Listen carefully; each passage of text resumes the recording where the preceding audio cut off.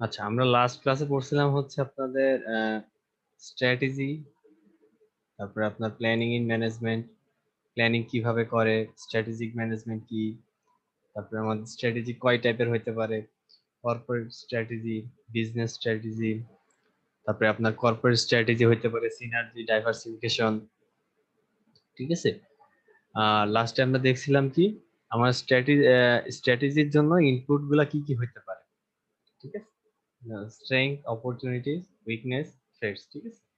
আর lastly আমরা কি short analysis দেখছিলাম, এই চারটা ইনপুট আর কি স্ট্র্যাটেজির জন্য। আচ্ছা, চলেন আজকে আমরা শুরু করব হচ্ছে কিভাবে আমরা ইন্টারনাল অ্যানালাইসিস আমাদের কোম্পানির মধ্যে ইন্টারনাল অ্যানালাইসিস করে আর আপনার এক্সটার্নাল অ্যানালাইসিস করে আমরা আমাদের স্ট্র্যাটেজি ডেভেলপ করব। ঠিক আছে। তো প্রথমে দেখেন, চলেন আমাদের কিভাবে আমরা ইন্টারনাল অ্যানালাইসিস করে আমাদের স্ট্র্যাটেজি গুলা ডেভেলপ করব। তো দেখেন, develop strategy through internal analysis. তো ইন্টারনাল অ্যানালাইসিস গুলো কিরকম হতে পারে? ফার্স্টলি আমাদের বের করতে হবে যে আমাদের কোম্পানির জন্য কি কি রিসোর্সেস আছে। ঠিক আছে। তো কোম্পানির জন্য রিসোর্সেস কি কি হতে পারে? কোম্পানির জন্য রিসোর্স হতে পারে আপনার কোম্পানির মনে করেন যে ওই যে আগে আপনার ভালো মানে মোটিভেটেড ওয়ার্ক ফোর্স হতে পারে, আপনার এমপ্লয়ের অনেক মোটিভেটেড হতে পারে, আপনার কোম্পানির একটা ভালো রেপুটেশন থাকতে পারে, তারপরে আপনার ধরেন আপনার কোম্পানি অনেক ভালো টেকনোলজি, আপনার অনেক অ্যাডভান্স টেকনোলজি ইউজ করেন, তারপরে আপনার কোম্পানি কি কি মেশিনারিজ আছে সেগুলো আপনার কোম্পানির রিসোর্সেস হতে পারে। ঠিক আছে। তো দেখেন, এই রিসোর্সেস গুলাকে দুই ভাগে ভাগ করা হচ্ছে। ফার্স্টটা হচ্ছে আপনার ট্যানজিবল রিসোর্সেস, সেকেন্ডটা হচ্ছে আপনার intangible resources. So tangible resources কি? ট্যানজিবল রিসোর্সেস হচ্ছে assets that can be seen or কোয়ান্টিফাইড। মানে হচ্ছে আপনার কোম্পানির সেই রিসোর্স গুলোকে আমরা ট্যানজিবল রিসোর্সেস বলবো, যেগুলো আপনি আপনার চোখ দিয়ে দেখতে পারেন এবং যেগুলো আপনি একটা পরিমাপ করতে পারেন। ঠিক আছে। তো জিনিসটা কি কি হইতে পারে দেখেন, প্রোডাকশন ইকুইপমেন্ট। তো আপনার যদি একটা ইন্ডাস্ট্রি থাকে, ঠিক আছে, তো আপনার যদি একটা ইন্ডাস্ট্রি থাকে, তো কি সেখানে আপনার কি প্রোডাকশন ইকুইপমেন্ট থাকবে না, বিভিন্ন মেশিনারিজ থাকবে, বিভিন্ন মানে যে কোনো একটা কোম্পানিতেই ধরেন ধরেন প্রাণের কোম্পানিতে আপনি গেলেন, ঠিক আছে, তো সেখানে তো বিভিন্ন মেশিনারিজ থাকবে। ঠিক আছে, আপনার প্রাণের প্রোডাক্ট ম্যানুফ্যাকচার করার জন্য, ঠিক না? তো সেইগুলা কি আপনি খালি চোখে দেখতে পারতেছেন না, আপনার কোম্পানির মেশিন তো আপনি খালি চোখে দেখতে পারতেছেন। বা আপনি যদি একটা সফটওয়্যার ফার্মে যান, ধরেন আপনার সফটওয়্যার ফার্মে 20টা পিসি আছে, সেগুলো তো আপনি কি চোখে দেখতে পারতেছেন, আবার গুনতেও পারতেছেন যে কয়টা পিসি আছে, 20টা পিসি আছে। ঠিক আছে। তো যেগুলো এরকম চোখে দেখা যায়, চোখে দেখা যায় আবার কাউন্ট করা, কোয়ান্টিফাই করা যায়, সেগুলোকে বলবো হচ্ছে আমরা tangible resources. So tangible resources কি, আশা করি বুঝতে পারছেন।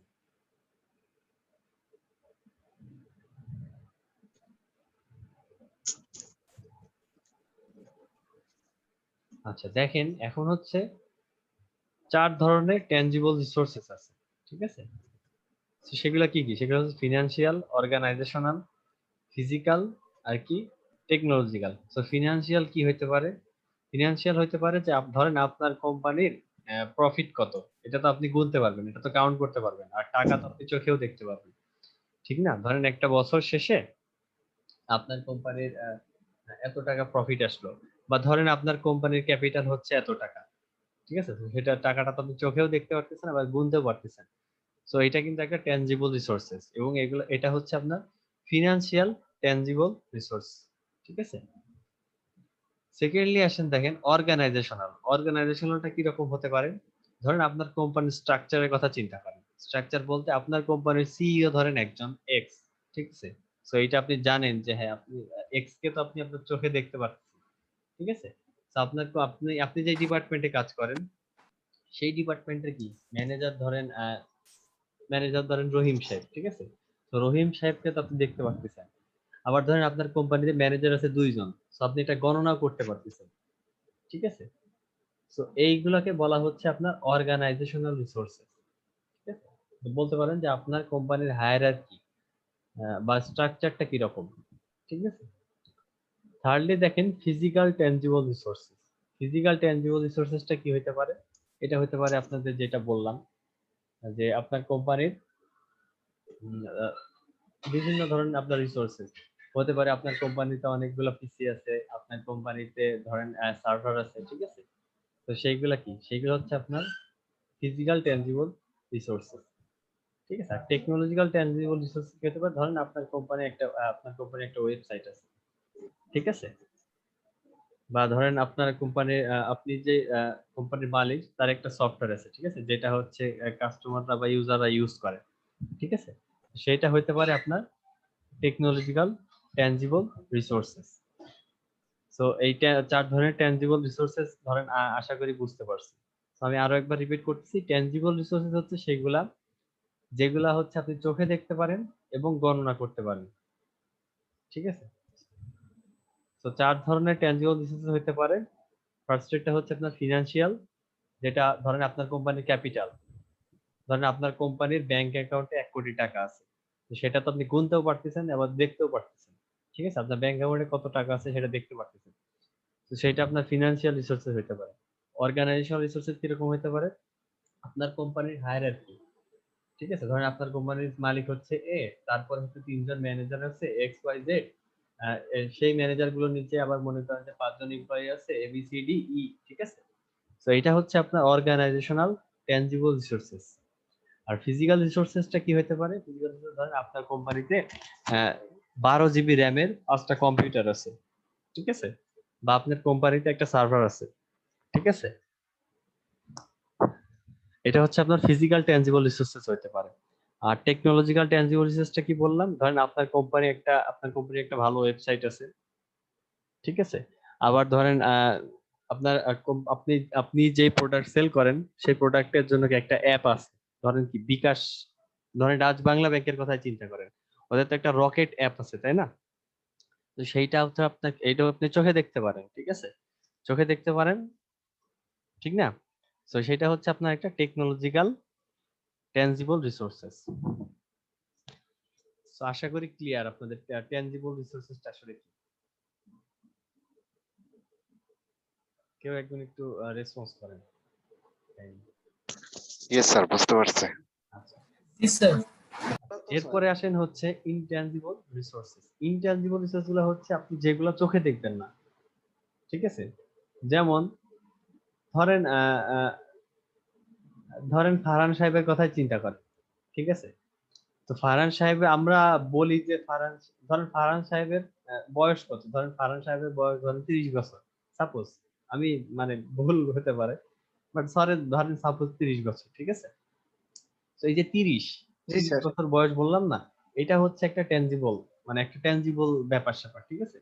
বাট আপনি যদি মানে বলেন, যেটা চোখে দেখা যায়। হ্যাঁ, বা যেটা কাউন্ট করা যায় বা চোখে দেখা যায়, আপনি ফারহান জি সাহেবকে স্যার। চোখে দেখতেছেন এবং তার বয়সটা জানেন, কিন্তু বললেন যে ফারহান সাহেব খুবই মানে নম্র এবং ভদ্র একজন ছেলে এবং সে ধরেন সবাইকে অনেক সম্মান করে, বাট এই জি জিনিস স্যার। এই জিনিসটা কি আচ্ছা, এই জিনিসটা কি আপনি চোখে স্যার, দেখতে এটা পারবেন? কাল্পনিক কথা স্যার। হ্যাঁ, এটা কাল্পনিক কথা, এটা তো আপনি চোখে দেখতে পারতেছেন না, জি ঠিক না আছে? স্যার, এটা তো এই এট্রিবিউট। হ্যাঁ অ্যাট্রিবিউট, হ্যাঁ একটা অ্যাট্রিবিউটের মতো চিন্তা করেন। এই জিনিসগুলো হচ্ছে আসলে আপনার ইনট্যানজিবল রিসোর্সেস, ঠিক আছে? দেখেন, assets that are rooted deeply in organisation's history. Organisation history কারণ কি বলা হচ্ছে? দেখেন, অর্গানাইজেশন হিস্ট্রি হতে পারে এরকম যে অর্গানাইজেশন ধরো অনেক ভালো একটা রেপুটেশন, ঠিক আছে? ভালো একটা রেপুটেশন বলতে দেখেন একটা কোম্পানি কিন্তু একদিনে দাঁড়ায় যায় না, ঠিক আছে? তার একটা ভালো রেপুটেশন হইতে, রেপুটেশন জিনিসটা কিন্তু আপনি চোখে দেখতে পারেন না, বাট একটা রেপুটেশন কিন্তু অনেক সময়, দীর্ঘ সময় ধরে কিন্তু একটা কোম্পানি তাদের রেপুটেশন গেইন করে, ঠিক আছে? যেমন ধরেন ফেসবুক কিন্তু রাতারাতি আসলে রাতারাতি কিন্তু ইয়া হয়নি। ফেসবুক যে সফটওয়্যার মানে জায়ান্ট কোম্পানি, ঠিক আছে, এরা কিন্তু রাতারাতি এত ফেমাস হয়নি, ঠিক আছে? বা রাতারাতি এত রেপুটেটেড হয়নি, এটা অনেক সময় নিয়ে আসছে, ঠিক আছে? আস্তে আস্তে আস্তে আস্তে, এবং দেখেন হ্যাভ অ্যাকুমুলেটেড ওভার টাইম, যেটা আপনাদেরকে বললাম, ঠিক আছে? তো এই জিনিসগুলো হচ্ছে আসলে আপনার ইনট্যানজিবল রিসোর্সেস, ঠিক আছে? তো দেখেন কি হতে পারে, নলেজ হতে পারে। নলেজ কেন বলা হচ্ছে? ধরেন আপনার কোম্পানি যারা এমপ্লয়িজ আছে, ঠিক আছে, তারা ধরেন অনেক স্কিলড, ঠিক আছে, অনেক স্কিলড, অনেক স্কিলড হতে পারে, তাদের নলেজ ধরেন অনেক বেশি, ঠিক আছে, অন্য কোম্পানির এমপ্লয়িজের চেয়ে তাদের নলেজ অনেক বেশি, ঠিক আছে। তো এইটা একটা ইনট্যানজিবল রিসোর্স হতে পারে, কারণ কি আপনি তো নলেজ তার কি আছে এটা তো আপনি দেখতে পারতেছেন না বা গণনা করতে পারতেছেন না, ঠিক আছে। আরেকটা জিনিস হতে পারে একটা কোম্পানির জন্য রিসোর্সেস, দেখেন trust between manager and employees. এই জিনিসটা কিন্তু আসলে চোখে দেখার না, মানে এমপ্লয়ি আর ম্যানেজার মধ্যে যে ট্রাস্টটা বা তাদের মধ্যে একটা গুড রিলেশন, এটা কিন্তু আসলে চোখে দেখা যায় না, বাট এটা কোম্পানির জন্য একটা ইনট্যানজিবল রিসোর্স। কারণ কি আপনার ম্যানেজার আর এমপ্লয়ীদের মধ্যে যদি ভালো ট্রাস্ট থাকে, সেটা আপনার কোম্পানির জন্য বেটার। আবার দেখেন সব কোম্পানির সব এমপ্লয়িরা কি ভালো ভালো আইডিয়া দিতে পারে? তা কিন্তু পারে না। তো আপনার কোম্পানিতে এরকম অনেক এমপ্লয়ি থাকতে পারে যাদের মাথা থেকে সবসময় ভালো ভালো আইডিয়া বের হয়, বা আপনার কোম্পানির ম্যানেজার থেকে, আহ, যারা আপনার কোম্পানির প্ল্যানার, তাদের থেকে অনেক ভালো ভালো আইডিয়া আসতে পারে, ঠিক আছে। তো এইটাও আপনার কোম্পানির জন্য একটা ইনট্যানজিবল রিসোর্স। আরেকটা দেখেন capacity of innovation. Capacity of innovation জিনিসটা, ইনোভেটিভ মানে কি, মানে নতুন নতুন আইডিয়া বের করা, আবিষ্কার। নতুন নতুন আবিষ্কার, এইগুলো হচ্ছে ইনোভেশন। সো সব কোম্পানি কি ভালো নতুন নতুন ইনোভেশন তৈরি করতে পারে? পারে না কিন্তু। না স্যার। যেমন দেখেন ব্র্যাক ব্যাংক কিন্তু বিকাশ চালু করছিল, তাদের তাদের এটা কিন্তু একটা ইনোভেটিভ আইডিয়া, ঠিক আছে। অনেক জি স্যার। ব্যাংকই তো বাংলাদেশে আছে, ঠিক আছে, অনেক ব্যাংকই তো বাংলাদেশে আছে, সবার মাথা থেকে কিন্তু এই আইডিয়াটা আসে না। সো এটা কিন্তু একটা ভালো ইনোভেশন, তাই না? সো এইরকম ইনোভেটিভ আইডিয়া, এরকম ইনোভেটিভ আইডিয়া থাকতে হবে, ঠিক আছে, সেইগুলোকে বলবো হচ্ছে আমরা ইনট্যানজিবল রিসোর্সেস। এখন ইনট্যানজিবল রিসোর্সেস কত প্রকার হতে পারে? ফার্স্টলি বলা হচ্ছে কি হিউম্যান। হিউম্যান কারণ বলা হচ্ছে আপনার কোম্পানির মেইন ম্যান পাওয়ার কারা, ঠিক আছে, বা কারা কাজ করে বা এমপ্লয়ি কারা, তারা যদি অনেক আহ, ধরেন তাদের মাথা থেকে অনেক ইনোভেটিভ আইডিয়া আসে বা অনেক ভালো ভালো আইডিয়া আসে, ঠিক আছে, তো সেটা আপনার কোম্পানির জন্য একটা ইনট্যানজিবল রিসোর্সেস। এই জন্য বলা হচ্ছে হিউম্যান একটা ইনট্যানজিবল রিসোর্সেস। মানে এখানে স্যার জনশক্তিটা বুঝিয়েছে। জনশক্তি, এবং ওই জনশক্তির ধরেন আইডিয়া বা তার ইনোভেটিভ আইডিয়া, ঠিক আছে, বা আপনার কোম্পানির যারা এমপ্লয়ি আছে তাদের মধ্যে ভালো রিলেশন, এটা কিন্তু আপনার কোম্পানির অবশ্যই একটা গুড, মানে ভালো রিসোর্স না? আপনার কোম্পানির সবার মধ্যে একটা ভালো রিলেশন আছে, এটা কিন্তু এটা কিন্তু আপনাকে টাকা পয়সা না দিলেও, মানে আপনার কোম্পানির জন্য টাকা পয়সা নিয়ে না আসলেও, এটা কিন্তু আপনার কোম্পানির জন্য ভালো, ঠিক আছে। আপনার কোম্পানি সবার মধ্যে যদি ভালো রিলেশন থাকে এমপ্লয়ীদের মধ্যে, তাহলে কিন্তু আপনার কোম্পানি অনেক বেশি প্রোডাক্টিভ হয়ে যাবে, ঠিক না? So, এই জিনিসগুলোকে আসলে হিউম্যান দিয়ে আসলে ডিফাইন করা হচ্ছে। আর ইনোভেশনকে এটা তো আপনাদেরকে অলরেডি বললাম, যে ভালো ইনোভেটিভ আইডিয়া থাকে, ইনোভেশন, ঠিক আছে। আর লাস্টলি হচ্ছে আপনার রেপুটেশনাল। রেপুটেশনাল কি? ধরেন আপনার কোম্পানি, সুনাম। হ্যাঁ, আপনার কোম্পানি অনেকদিন ধরে মার্কেটে অনেক ভালো একটা রেপুটেশন ক্রিয়েট হয়ে গেছে, ঠিক আছে, অনেক ভালো সুনাম হয়েছে, ঠিক আছে। তো এটা কিন্তু আপনার কোম্পানির জন্য একটা রিসোর্সেস। কারণ কি বাংলাদেশের মানুষ কিন্তু অনেক সময় কোনটা কি ভালো এটা না, এটা দেখে কিনে না, তারা ব্র্যান্ডের নাম শুনে, তারা কোম্পানির রেপুটেশনের কথা শুনে শুনে তারা প্রোডাক্টটা নিয়ে চলে আসে, ঠিক আছে। তো আপনার কোম্পানির একটা রেপুটেশন থাকে, সেটা কিন্তু আপনার জন্য একটা ইনটেনজিবল রিসোর্স। আচ্ছা, এখন হচ্ছে দেখেন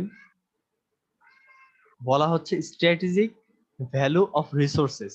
তো কি বলছিলাম আমরা, হচ্ছে স্ট্র্যাটেজি বের করব আমার কোম্পানির জন্য কিসের মাধ্যমে? ইন্টারনাল অ্যানালাইসিস এর মাধ্যমে। দেখেন আগে স্লাইডটা দেখেন, আমরা হচ্ছে আমাদের কোম্পানির স্ট্র্যাটেজি ডেভেলপ করব থ্রু ইন্টারনাল অ্যানালাইসিস। আর ইন্টারনাল অ্যানালাইসিস এর মধ্যে কি পড়ে? ইন্টারনাল অ্যানালাইসিস এর মধ্যে পড়ে হচ্ছে আমার রিসোর্সেস, মানে কি আমার কোম্পানির ইন্টারনালি কি কি আছে, ঠিক আছে, কি কি রিসোর্স আছে আমার কোম্পানির জন্য, এটা হচ্ছে আপনার ইন্টারনাল অ্যানালাইসিস, ঠিক আছে। এখন দেখেন বলা হচ্ছে স্ট্র্যাটেজিক ভ্যালু অফ রিসোর্সেস, মানে হচ্ছে আমার কোম্পানির যে রিসোর্স গুলো আছে, ঠিক আছে, সেগুলা ট্যানজিবলও হইতে পারে, ইনট্যানজিবলও হইতে পারে। সব মিলিয়ে আমার কোম্পানির যে রিসোর্সেস গুলা আছে, সেইগুলা আমাকে কিভাবে বাজারে হেল্প করতেছে, বা কিভাবে আমার কোম্পানিকে এস্টাবলিশমেন্টের জন্য হেল্প করতেছে, বা কিভাবে আমার এই রিসোর্স গুলা আমার অন্যান্য কম্পিটিটরের সাথে কম্পিট করতে হেল্প করতেছে। ঠিক আছে, ঠিক আছে, সেইটাকে বলবো হচ্ছে আমরা স্ট্র্যাটেজিক ভ্যালু অফ রিসোর্সেস। দেখেন, degree to which they can contribute, এই দে মানে হচ্ছে রিসোর্সেস, মানে হচ্ছে কিভাবে এই রিসোর্স গুলা আমাকে কন্ট্রিবিউট করতেছে। কিসে কন্ট্রিবিউট করতেছে? The development of core competencies, ultimately competitive advantage. ঠিক আছে, তো বাজারে আমাকে কিভাবে কম্পিটিটিভ অ্যাডভান্টেজ দিচ্ছে আমার রিসোর্সেস গুলা। ঠিক আছে, সেইটাকে বলবো হচ্ছে আমরা স্ট্র্যাটেজিক ভ্যালু অফ রিসোর্সেস। তো আশা করি রিসোর্সেস নিয়ে আর কারো কোনো কনফিউশন নাই। আচ্ছা, এরপর কি বললাম যে ফার্স্টলি আমার ইন্টারনাল অ্যানালাইসিসে কি করতে হবে, ইন্টারনাল অ্যানালাইসিসে আমাকে বের করতে হবে আমার কোম্পানির রিসোর্স গুলা কি কি। আর সেকেন্ডলি বের করতে হবে ইন্টারনাল অ্যানালাইসিসের সময় যে আমার কোম্পানির ক্যাপাবিলিটিস কি কি। ঠিক আছে, একটা কোম্পানি তো আসলে সবকিছুর জন্য ক্যাপাবল না। ঠিক আছে, ধরেন আমার আমি একটা ওয়েবসাইট করব, হোস্ট করব, বা একটা অন্য যে কোনো কিছু হোস্ট করব, তো আপনার তো একটা সার্ভার থাকতে হবে, তাই না? আপনার কোম্পানির যদি একটা সার্ভার না থাকে, তার মানে কি আপনি হচ্ছে ক্যাপাবিলিটি নাই ওই জিনিসটা করার। ঠিক আছে, সো আপনার কোম্পানির রিসোর্স বের করার পরে আপনাকে বের করতে হবে যে আপনার কি, আপনি কিসের কিসের জন্য ক্যাপাবল, আপনার ক্যাপাবিলিটিস গুলা কি কি। সো দেখেন, ক্যাপাবিলিটিস এর ডেফিনেশন কি বলতেছে, capacity to deploy resources that have been purposely integrated to achieve a desired end state. ঠিক আছে, সো আমরা যে যে রিসোর্স গুলো আইডেন্টিফাই করছি, সেই রিসোর্স গুলা ইউজ করার, সেই রিসোর্স গুলা ইউজ করার ক্যাপাবিলিটিকে বলা হচ্ছে আপনার ক্যাপাবিলিটিস। ঠিক আছে, কোন একটা ডিজায়ার্ড আউটপুট পাওয়ার জন্য।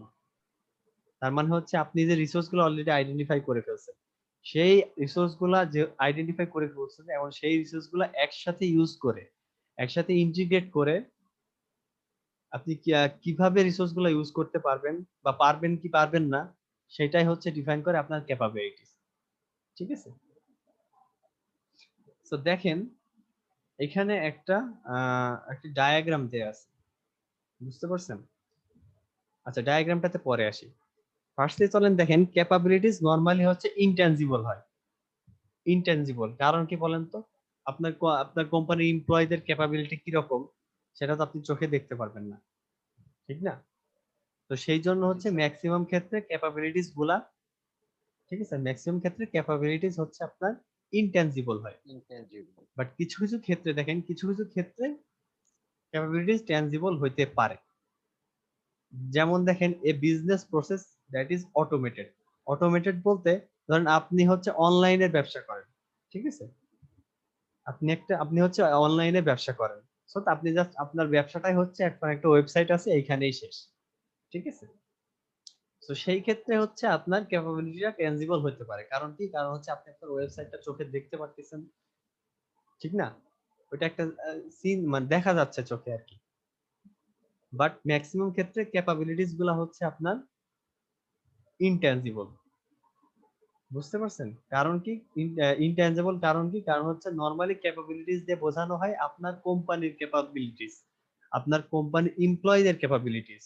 ঠিক আছে, এইগুলা দিয়ে নরমালি আপনার ক্যাপাবিলিটিস বলা হয়। বলেন,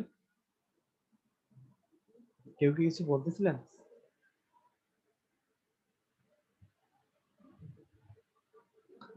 আচ্ছা ঠিক আছে, না স্যার।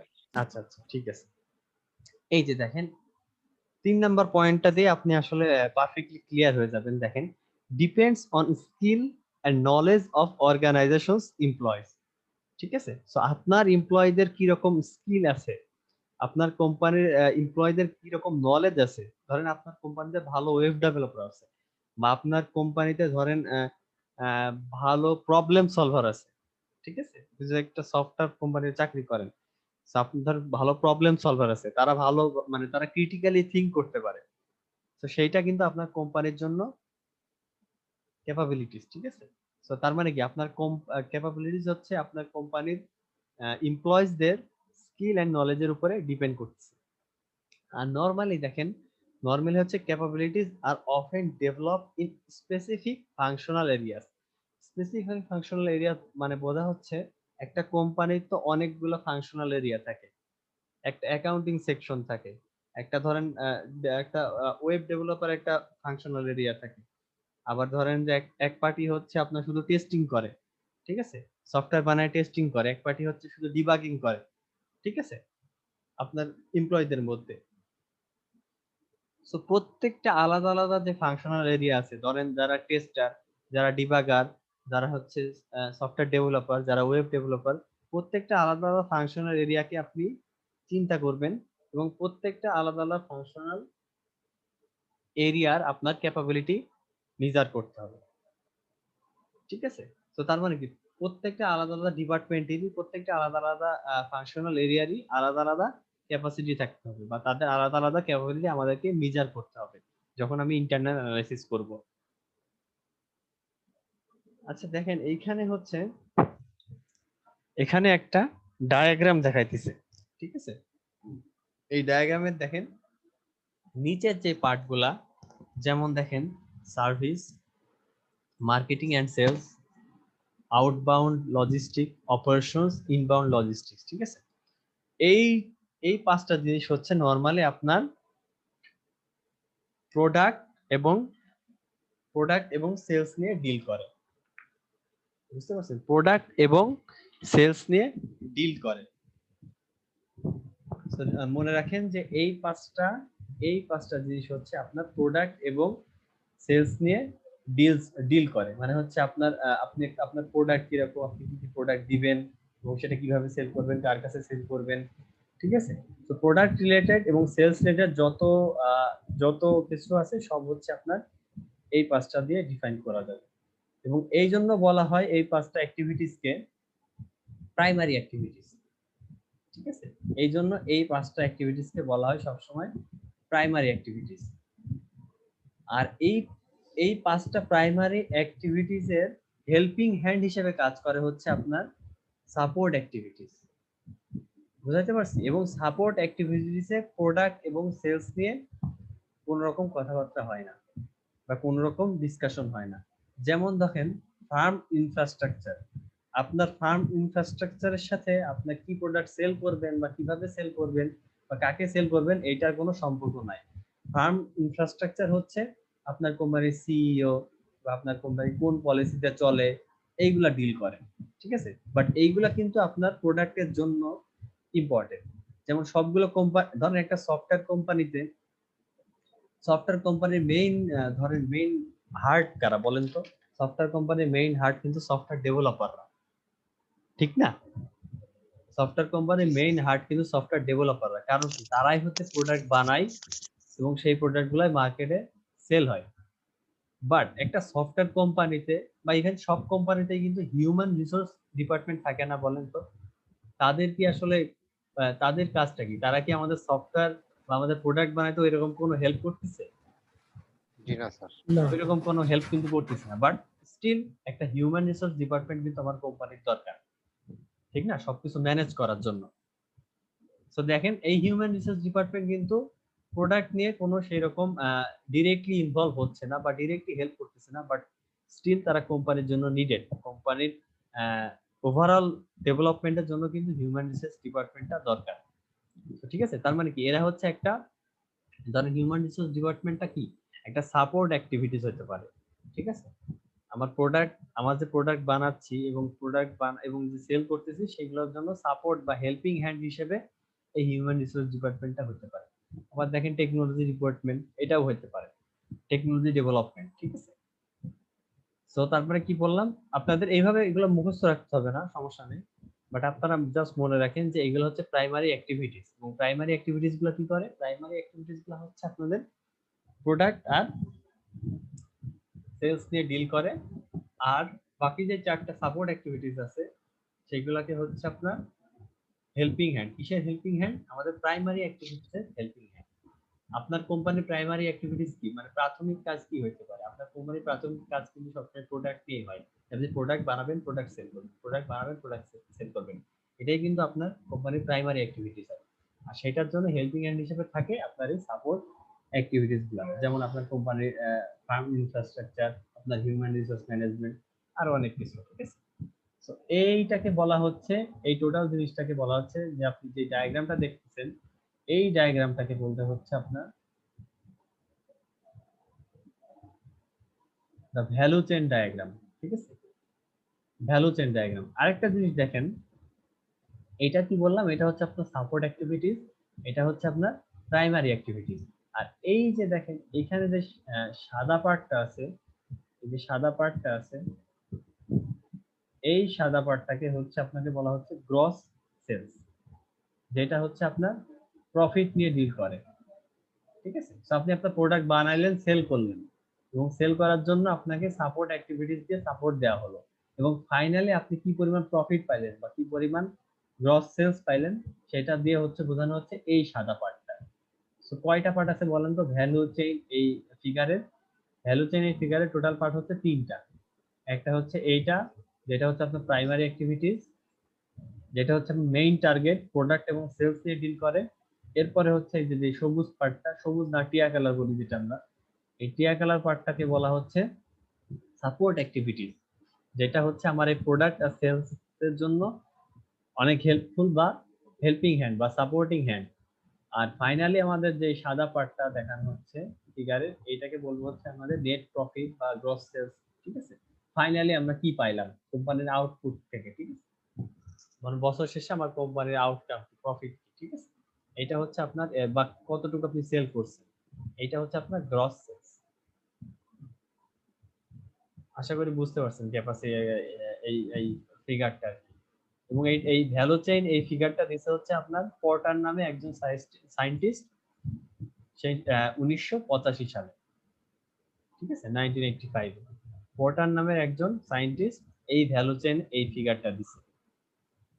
আচ্ছা, মিটিং এর টাইম শেষ হয়ে যাবে একটু পরে, আমরা নতুন টপিক এই ভিও অ্যানালাইসিস শুরু করব। আপনারা হচ্ছে এই মিটিংটা থেকে লিভ নিয়ে আবার নতুন লিংকে, সেম লিংকে রিজয়েন দেন। ঠিক আছে।